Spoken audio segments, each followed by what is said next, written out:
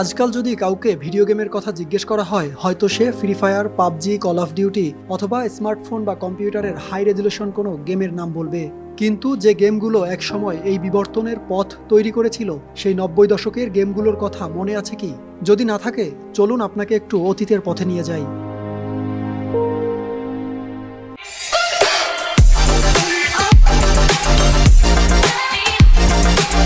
পুরান ঢাকার এই ছোট্ট গলির ভেতরে আজও টিকে আছে 90 দশকের সেই ভিডিও গেমের দোকান, যেখানে কাঠের বাক্সের মধ্যে ছোট ছোট মনিটরে এখনো চলে নানা ধরনের গেম।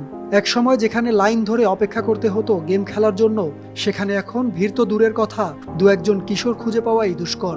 কালের বিবর্তনে বর্তমানে হাতের মুঠোয় থাকা স্মার্টফোনেই মেলে অত্যাধুনিক সব গেম। তাই এখন এই গেমসের দোকানগুলো তাদের সেই পুরানো জৌলুস হারিয়ে বিলুপ্তির পথে। 90 দশকের কথা মনে আছে? তখনকার গেম খেলার জন্য ইন্টারনেটের প্রয়োজন ছিল না কম্পিউটার কিংবা মোবাইলের এত সহজলভ্যতা। তখন স্কুল পালিয়ে যদি ক্রিকেট খেলার সুযোগ না হতো, তাহলে গন্তব্য হতো গেমসের দোকানে।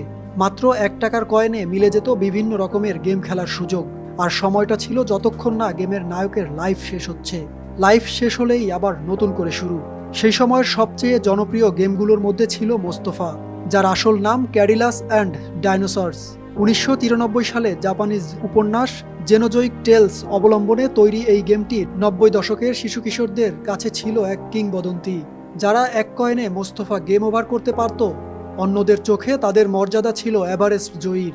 এছাড়া ছিল আরও জনপ্রিয় কিছু game: the king of fighter, street fighter, metal slug এবং অ্যারো ফাইটার।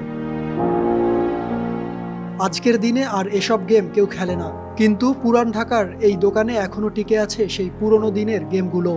সেখানে গেলে হয়তো আপনার মন আবেগে ভরে উঠবে।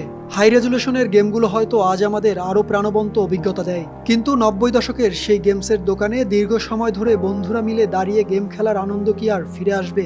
যারা সেই সময়ের কিশোর ছিল, তারাই জানে কিভাবে একটি গেম খেলার মুহূর্ত হয়ে উঠত এক বিশেষ স্মৃতি, যা আজও মন থেকে মুছে যায়নি। সাকিব হাওলাদার, RTV।